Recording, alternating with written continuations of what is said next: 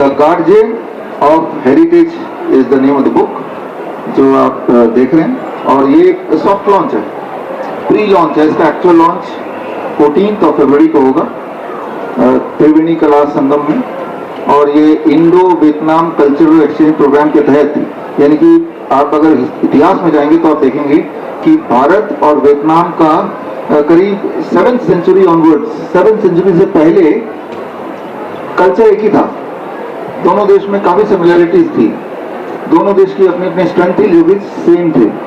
तो दोबारा से दोनों देश के बॉन्डिंग को स्ट्रॉन्ग करने के लिए और भारत के जो भूले हुए जो कल्चर है उसको रिवाइव करने के लिए ये एक कदम है। और ये भी publish by obviously diamond pocket book. अभी 14 तारीख को रिलीज होगा। आपके सामने ये प्री रिलीज आप देख रहे हैं। अभी आई डोंट नो यहाँ पे ये किताब है कि नहीं, यहाँ पे किताब है। अच्छा, कुछ किताबें यहाँ पे जरूर हैं, अभी उधर लगे हुए किताब। तो खैर तो there is a new beginning. Idea है कि अलग अलग देशों के बीच में एक हार्मनी बननी चाहिए, एक हार्मनी डेवलप होनी चाहिए, प्यार डेवलप होना चाहिए। वो चाहे वियतनाम हो, चाहे वो पाकिस्तान हो, चाहे भारत हो या यूएस। तो मैं आपका ज्यादा टाइम नहीं लूंगा, मैं आपका 10 मिनट जरूर लूंगा, क्योंकि it is a matter of your life and death. ये आपके लाइफ एंड डेथ का मैटर है। तो हम अभी खेलने जा रहे हैं what we call as cancer kabaddi. आप गौर से सोच के देखिए कि पिछले 2-3 साल में कैंसर कितनी ज्यादा बढ़ गई है। जैसे खांसी जुकाम, याद कीजिए आपके आसपास आपको दिखेगा कि बहुत ही फ्रीक्वेंटली कैंसर डायग्नोस हो रहा है। इसको कैंसर, पड़ोसी को कैंसर, घर में कैंसर, रिश्तेदार को कैंसर। जैसे कभी खांसी जुकाम बुखार हुआ करता था, अभी बहुत कॉमन हो गया है। तो जबकि ये कॉमन हो गया है तो इसका खेल, जिस तरह से HMPV का एक खेल मैंने आपको थोड़ा बताया, मंकी पॉक्स का खेल, ये कैंसर भी एक खेल है। कैंसर इंडस्ट्री के ट्रैप में फंसाने का तरीका है। तो ये खेल को आपके माध्यम से पर्दाफाश कर रहा हूँ सबूतों के साथ। Give me 10 minutes to explain. और इसको एक्सप्लेन करने के लिए मॉडल बनाया है। मॉडल का नाम है, the model is called cancer kabaddi. तो शुरू करते हैं। टोटल 10-15 मिनट्स लगेंगे। इसके बाद आपको ना तो कैंसर से डर लगेगा, पहली बात। और दूसरी बात, किसी कोई अगर आके आपको बोलता है कि मुझे कैंसर हो गया, तो आपको ये पता है कि इसकी इंसान को कैसे ठीक करें घर बैठे। चाहे किसी भी तरह का कैंसर हो, कोई भी स्टेज हो, मान के चलिए 4th स्टेज ही है, तो कैसे रिवर्स करना है। मेरे 20 हॉस्पिटल्स हैं, हिम्स ग्रुप ऑफ हॉस्पिटल्स के नाम से, और मैंने बताया 500 क्लिनिक्स हैं। तो जो काम मैं अपने हॉस्पिटल में करता हूँ, जो काम हम अपने क्लिनिक में करते हैं, वो काम आप घर पे कर सकते हैं। कैसे कर सकते हैं वो मैं आपको एक्सप्लेन कर रहा हूँ। So here it is cancer kabaddi. इसमें ये पहला रूल आप समझ लीजिए कि हमारे और आपके बॉडी में हर पल नॉर्मल सेल रहते हैं, तभी हम जिंदा हैं, और कैंसर सेल भी हर पल ही रहते हैं। इस वक्त भी आपके बॉडी में कैंसर सेल है, मेरे बॉडी में कैंसर सेल है। कितना, उसकी तादाद अगर आप बोलेंगे तो ये जो थायराइड है, जो लोग 40 साल से ऊपर है, including me, 100% of us are having cancer cell. अगर हम यहाँ से कहीं बायोप्सी करेंगे, 100% में आपको कैंसर सेल मिलेंगे ही मिलेंगे। प्रोस्टेट की बात करें तो 70% में मिलेंगे, ब्रेस्ट की बात करें तो 40% में मिलेंगे।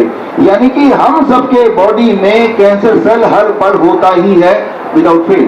अगर कोई ये बोलता है कि या सोचता है कि मैं कैंसर से कैंसर को कैसे हरा दूं, कैंसर सेल को कैसे हरा दूं, हरा नहीं सकते। उसको हराना नहीं है, वो भी हमारे बॉडी के रेजिडेंट है, बचपन से ही है वो, और आगे तक भी रहेंगे जब तक आप मरेंगे नहीं। भाई उसको हराने की कोशिश में हम हार जाएंगे, यही मैं समझाना चाह रहा हूं। तो ये है बॉडी के नॉर्मल सेल, राइट, और ये है बॉडी में कैंसर सेल। लेकिन ये जो कैंसर सेल है, कैंसर सेल का होने का मतलब ये नहीं कि कैंसर से हम मरेंगे या वो हमें तकलीफ देगा। वो डॉर्मेंट स्टेज में, अधिकतर कैंसर सेल बॉडी के जो है डॉर्मेंट स्टेज, मतलब कछुए की तरफ। फॉर एग्जाम्पल, अगर एक कोने में कछुआ पड़ा है तो महीनों एक ही पोजीशन में पड़ा जा सकता है, ये उसकी आदत है। तो डॉर्मेंट स्टेज में cancer cell can be there in the body. लेकिन जब हम कैंसर के कुछ ऐसे सराउंडिंग बॉडी में पेश करते हैं जिससे ये जो डोरमेंट है ये एक्टिव हो जाते हैं। There are 2 kind of cancer cell, one is dormant, one is aggressive cancer cell, active cancer cell. वो एक्टिव कब होते हैं? कौन लोग हैं जो इसको एक्टिव कर दे? एक्टिव मतलब कि वो कछुआ खरगोश बन गया। यहाँ अगर एक खरगोश हो तो क्या वो हमें ये कॉन्फ्रेंस करने देगा? नहीं करने देगा। वो इधर उछलेगा, उधर उछले, सब कुछ गंदा कर देगा, गिरा देगा, आवाजें निकालेगा। So that is how it is. कि अब यहाँ पे ये कैंसर सेल है बट इन डोरमेंट स्टेज, और ये नॉर्मल सेल है जो बॉडी के। इन दोनों के बीच में कबड्डी चलती रहती है। कबड्डी चलती रहती है मतलब ये इनका एरिया है, ये इनका एरिया है। राइट। अब ये नॉर्मल सेल हमेशा क्या करते हैं, आगे बढ़ते रहते हैं और कैंसर सेल को उनके हद में रखते हैं, कैंसर सेल को उनके हद में रखते हैं और वो उसके लिए ये इसको अपने अपने रीजन में उसको समाते रहते हैं, क्योंकि ये यहाँ से बाहर ना निकले, जहां जहां वो पड़ा है वहीं पे वो रहे। That is what is called cancer kabaddi, जो आप यहाँ पे देख रहे हैं। तो इसीलिए हम लोग सब लोग कैंसर पेशेंट नहीं है, इवन इफ हम सबके बॉडी में कैंसर सेल्स हैं, लेकिन अब कुछ चीजें ऐसी हैं जिससे ये सारे सेल्स पावरफुल हो जाएंगे और ये जो है ये धक्का मार के दोबारा से अपने टेरिटरी को बढ़ाएंगे, राइट। ये धक्का मार के कैंसर सेल अपने टेरिटरी को बढ़ाएंगे, और बढ़ाएंगे ही नहीं, जो नॉर्मल सेल के टेरिटरी में भी वो आ सकते हैं। तो वो कौन कौन सी चीजें हैं जिससे ये नॉर्मल सेल की टेरिटरी छोटी हो गई और ट्यूमरस ग्रोथ की टेरिटरी बड़ी हो गई, यही है कैंसर, इसी से डेथ होती है। तो यानी कि ये टेरिटरी का खेल है, ये डिवाइडिंग लाइन का खेल है। तो अगर आप कैंसर सेल को शक्ति देना चाहते हैं, कैंसर के सेल को जो कि आपकी बॉडी में है, उसका सबसे अच्छा तरीका है शक्ति देने का, गुटखा खा लो, सिगरेट पी लो, और ऐसे सालों तक कर लो। जितना आप गुटखा सिगरेट खाएंगे, जैसा आपको पता है, ये कोई नई बात नहीं बता रहा हूं, तो आप इन कैंसर सेल की शक्ति को बढ़ा रहे हैं, और ये जब शक्ति बढ़ रही तो ये अपना कबड्डी मैच में अपने टेरिटरी को बढ़ा रहे हैं और इनकी टेरिटरी नॉर्मल सेल की घटा रहे हैं। लेकिन इससे भी कई गुना ज्यादा ताकत अगर आप कैंसर सेल को देना चाहते हैं, तो कैंसर सेल को ताकत मिलती है जब आप पेट स्कैन करते हैं।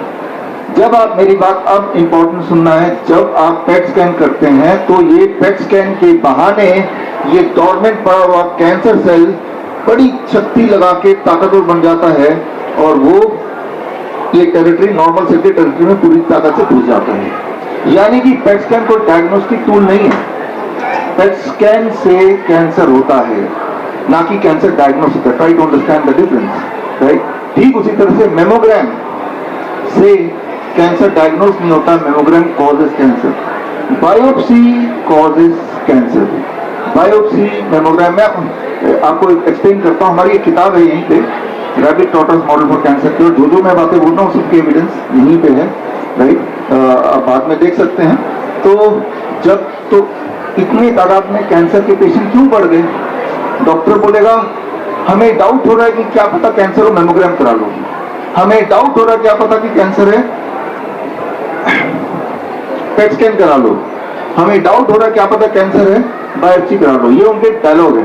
आजकल डॉक्टर को डाउट बहुत होने लगता है, कोई पेशेंट पहुंचे तो सही, उसे डाउट ही होने लगता है, और आपको भी डाउट हो जाता है कि कैंसर ना हो। शारीरिक कोई समस्या नहीं है, रूटीन चेकअप है, या छोटा मोटा कोई पेन होगा, या छोटा या बड़ा पेन भी होगा, लेकिन वो कैंसर में तब कन्वर्ट होता है जब आप बायोप्सी, पेट स्कैन, मेमोग्राम कराते हैं। जो मैंने अभी बोला उसके एविडेंस इस किताब में आप देख ही सकते हैं, और जिनको ये किताब मान लो नहीं खरीदनी एक बार को, तो bichrup.com/कैंसर एविडेंसेस में जाके आप देख सकते हैं। तो खैर, तो जब आप कैंसर सेल को बल देते हैं, बल देने का बेहतरीन तरीका, फास्टेस्ट तरीका, आप में से कोई लोग चाहता है कि मुझे कैंसर हो जाए, तो बस आप डॉक्टर पर जाइए, बोलिए कि मुझे मेरा बायोप्सी करना है बस, या मेमोग्राम करना है, या पेट स्कैन करवाना है। जब पेट स्कैन कराते हैं तो एक्चुअली आप रेडियोएक्टिव मटेरियल बॉडी में डालते हैं। आप में से जब 8th क्लास में पढ़ा कि रेडियोएक्टिव मटेरियल से क्या होता है, because is cancer, you know already, कोई नई बात नहीं बता रहा हूं, right. So how to give strength to these cancer cells. पहला तो गुटखा है, रिफाइंड फूड है, सिगरेट है, ये सभी को पता है already, I am not talking about this. But जो नहीं पता वो ये कि ज्यादा स्ट्रेंथ मिलती है जब बायोप्सी, पेट स्कैन, मेमोग्राम कराते हैं तब। लेकिन अगर आप अपने कैंसर सेल को और शक्तिशाली बनाना चाहते हैं कि मैं कैंसर से ही मरना चाहता हूं, अगर आपने तय कर लिया ये, तो आपको अपने बॉडी को ट्रू मायने में कैंसर बनाने के लिए कीमोथेरेपी, रेडिएशन करना पड़ेगा। आपको लग रहा है कि सुनने में कोई दिक्कत आ रही है, शायद माइक ठीक नहीं है, कि कीमोथेरेपी, रेडिएशन तो कैंसर को ठीक करने के लिए होता है, यही तो हमने सुना है ना, सबूत है क्या आपके पास ठीक होता है? क्या जिसने बोला आपको डॉक्टर ने, क्या उसने सबूत भी दिया? उसने बोला कैंसर है, कीमोथेरेपी करा लो, that is equal to cancer है, सिगरेट पी लो ठीक होने के लिए। तो कैसा सुनने में लग रहा है? आप बोलेंगे ना तो पहले ही कैंसर है, सिगरेट पी लूंगा और बढ़ जाएगा। सिगरेट से जितने चांसेस है कैंसर होने के, उससे हजारों गुना ज्यादा कैंसर स्प्रेड होने के चांसेस होते कीमोथेरेपी से। अगर आपको यकीन नहीं है तो मेरी किताब यहीं पे है, यहीं आप थोड़ी देर बाद ब्राउज करके इसमें देख लीजिएगा, इसमें एविडेंस दिए हुए हैं। राइट, आज के दिन आप सब यहाँ पे हैं, हमने आज अनाउंस किया था कि हम कैंसर कबड्डी खेलेंगे, और मैं आपको बताऊंगा कि भाई पहले तो मैं ये बताऊंगा कि कैंसर कैसे पैदा करें, फिर अगले 5 मिनट बताऊंगा अगर कैंसर पैदा हो ही गया है, अगर आपने कीमोथेरेपी कराई लिया, रेडिएशन कराई लिया, ट्यूमरल ग्रोथ हो ही गया, कमजोरी आई गई है, दर्द आई गई, तो ठीक कैसे करें, that will also come in next 5 minutes. तो chemotherapy, radiation and surgery causes cancer. I will explain in 1 second. Then अब देखिए, ये पेड़ है और मान लीजिए ये जो पत्ते हैं ये कैंसर सेल्स हैं, तो डॉक्टर क्या बोलेगा, सर्जरी करा लो, ये पत्ते जो है ट्यूमर है, डॉक्टर क्या बोलेगा, ट्यूमर को हटा दो, काट दो इसको। तो अब मैं ये ट्यूमर इनकी पत्तों को काट दूंगा तो दिखने में लगेगा अरे ट्यूमर गायब हो गया। अब कुछ दिन बाद जब दोबारा यहीं आएंगे तो क्या देखेंगे आप, पत्ते दोबारा आएंगे कि नहीं आएंगे? कितनी बार पत्ते काटने के बाद फिर पत्ते आने बंद हो जाएंगे? जीवन में कभी भी नहीं। ये तो एक पेड़ की बात है, लेकिन बॉडी की बात इससे थोड़ी और अलग है।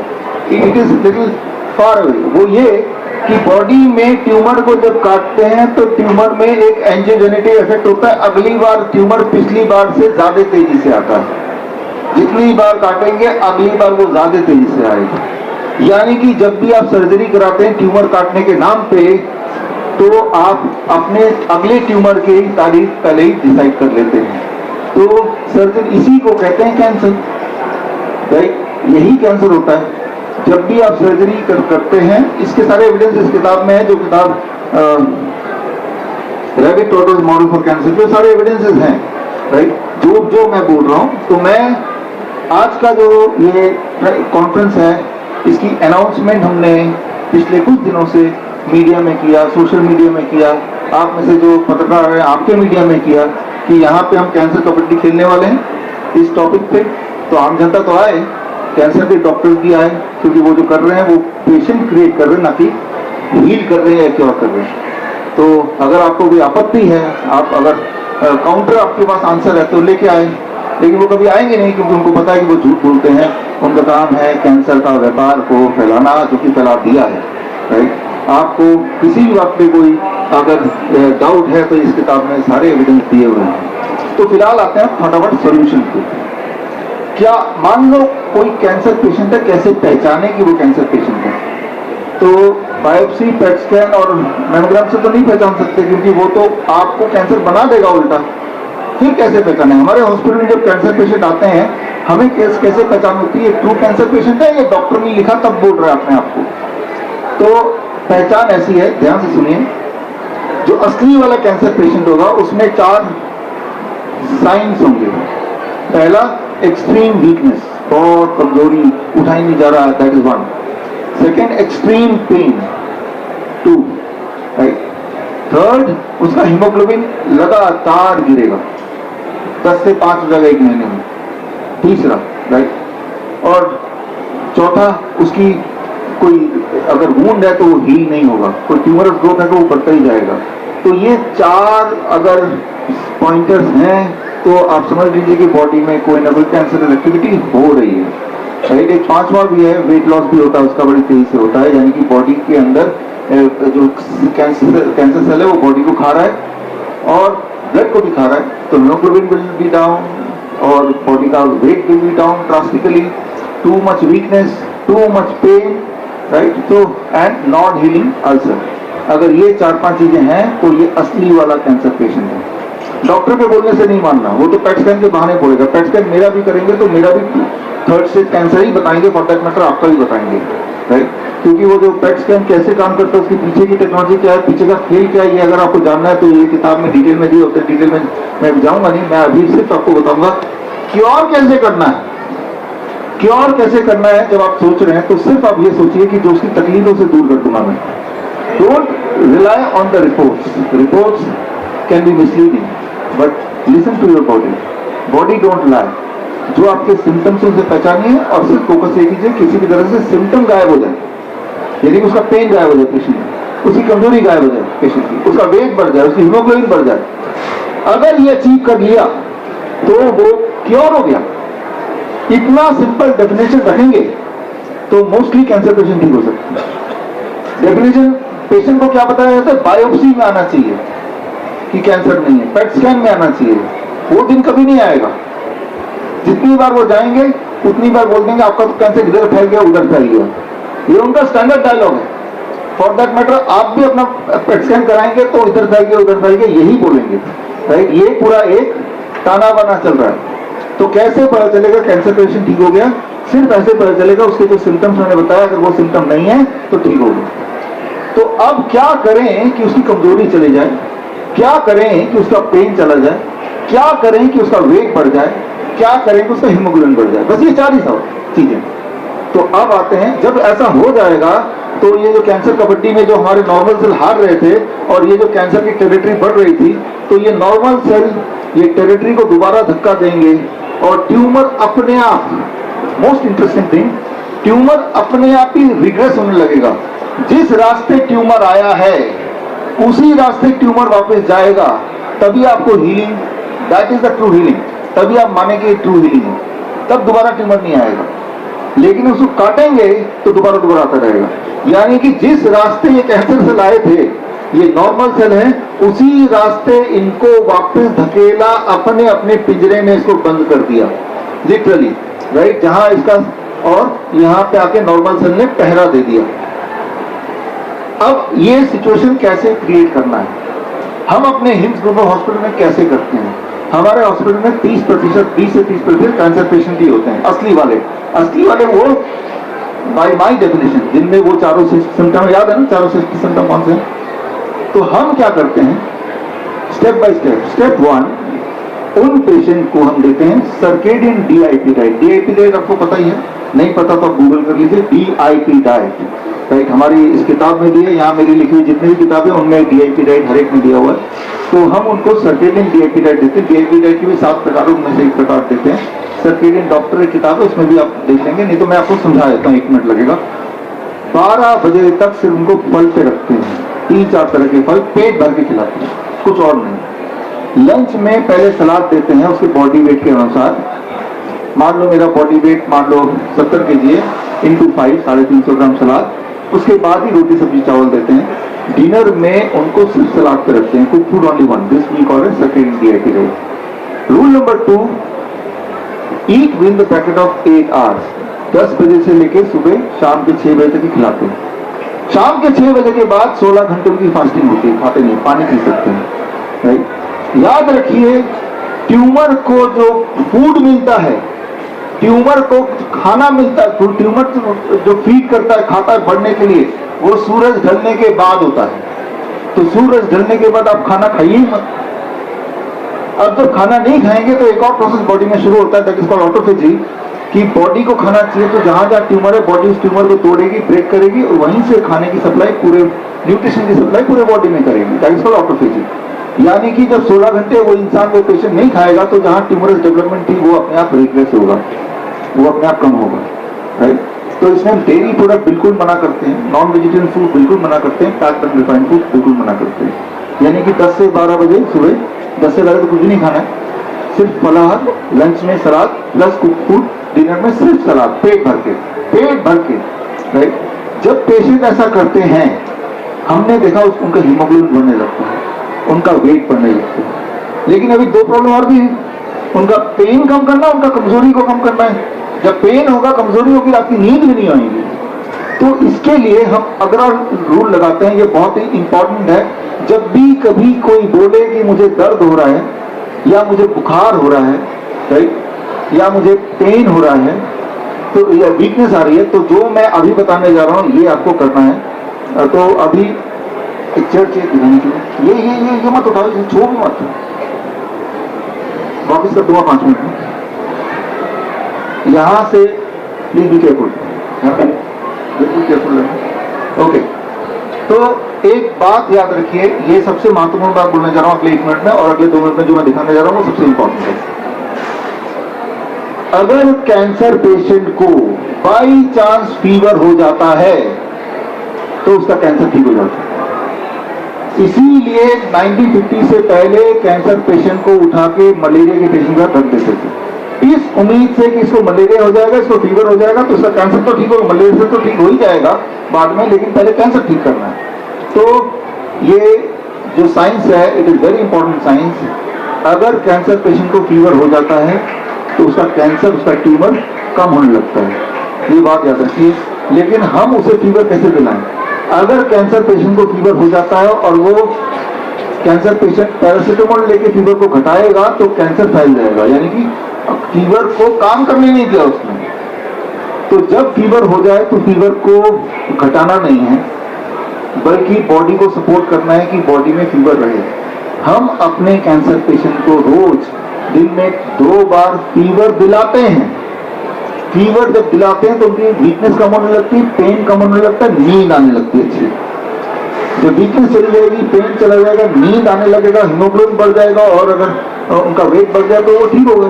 तो उसके लिए हम क्या करते हैं, उसके लिए ये करते हैं जो मैं आपको बताने वाला हूँ। हमारे हॉस्पिटल आएंगे, हिंज ग्रुप हॉस्पिटल, तो आप देखेंगे पेशेंट ऐसे बैठे मिलेंगे जैसे मैं बैठा हूँ, और पेशेंट के पैर दोनों बाल्टी के अंदर, घर में जो बाल्टी होती है, और उसमें पानी, बेहद गर्म पानी, 42 डिग्री सेल्सियस, इतना गर्म नहीं कि पैर जल जाए, इतना गर्म कि पैरों में अच्छा खासा गर्म लगेगा।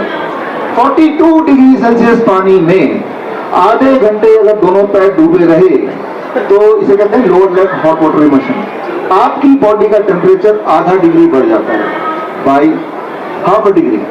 जब ऐसा बढ़ेगा तो आपकी वीकनेस कम होने लगेगी, नींद अच्छी होने लगेगी, बॉडी पेन कम होने लगेगा, कैंसर के सेल वीकनेस करने लगेंगे, ट्यूमर की साइज कम होने लगेगी, हीमोग्लोबिन थोड़ा थोड़ा बढ़ने लगेगा, supported by the food to DIP diet. तो यानी कि दिन में 2 बार this lower leg hot water immersion along with the circadian DIP diet जो मैंने बोला, और सबसे महत्वपूर्ण don't eat after sunset, don't eat after sunset. जब हम ये कैंसर पेशेंट को कराते हैं तो हम अक्सर ये देखते हैं, अधिकतर ये देखते हैं कि उनके जो पेन थे वो कम होने लगे, कमजोरी कम होने लगी, हीमोग्लोबिन बढ़ने लगा, वेट बढ़ने लगा, ये सारे फायदे होने लगे, राइट। तो और एक दिन आता है जब उनके सारे सिम्टम गायब हो गए, यानी कि वो पूरी तरह स्वस्थ हो गए। हम उनको हमेशा मना करते हैं दोबारा मुड़ के उस डॉक्टर के पास नहीं जाना जो आपको बायोप्सी बोलेगा, जो पेट स्कैन बोलेगा, जो मेमोग्राम बोलेगा, मत जाना। वो कोई हॉस्पिटल नहीं है, वो गब्बर का अड्डा है। गब्बर तो सिर्फ पैसे लूटता था, लेकिन वो जान और माल दोनों लूटते हैं। तो खैर यहाँ पे मैं ये कैंसर कबड्डी का विराम देता हूँ, यानी कि ये जो सेल्स को, जो नॉर्मल सेल को एम्पावर कैसे किया आपने, समरी कि पहला डाइट, DIP डाइट, दूसरा don't eat after 6 PM, and तीसरा lower leg hot water immersion give fever to the body. जब आप ये करेंगे तो ये जो नॉर्मल सेल है दे बिकम मोर पावरफुल, और जब वो ज्यादा पावरफुल होंगे तो जो कैंसर सेल्स हैं उनकी बाउंड्रीज को वो कम करते जाएंगे, और ये ट्यूमरस ग्रोथ जो था, जो यहाँ तक फैल गया था, वो ट्यूमरस ग्रोथ रिसीड करता जाएगा। याद रखिए छोटे मोटे ट्यूमर हमारे बॉडी में होते ही हैं, उससे कुछ फर्क नहीं पड़ता। छोटे मोटे ट्यूमर बॉडी में होना कैंसर नहीं है, लेकिन अगर पेन हो रहा है, हीमोग्लोबिन डाउन हो रहा है, वीकनेस आ रही है, बॉडी का वेट ड्रास्टिकली गिर रहा है, अब ये कैंसर एक्टिविटी बोलेंगे, राइट। जिस प्रकार रेलवे स्टेशन में हर लाल शर्ट वाला कुली नहीं होता है, ठीक उसी प्रकार आपके बॉडी का हर छोटा मोटा ट्यूमर कैंसर नहीं होता है। ऐसे लोग जो डर के हॉस्पिटल जाते हैं, तो वो हॉस्पिटल नहीं जा रहे, वो गब्बर के अड्डे में जा रहे हैं, तो गब्बर तो लूटने के लिए बैठा है। तो ये बात आपको समझनी पड़ेगी। जो मैंने आपको बताया उसके सारे सबूत इस किताब में है, rabbit total model for cancer cure. मेरी बाकी किताबें भी यहाँ पे हैं, राइट, वो आप देख सकते हैं। आपके कुछ सवाल है तो सवाल पूछ सकते हैं।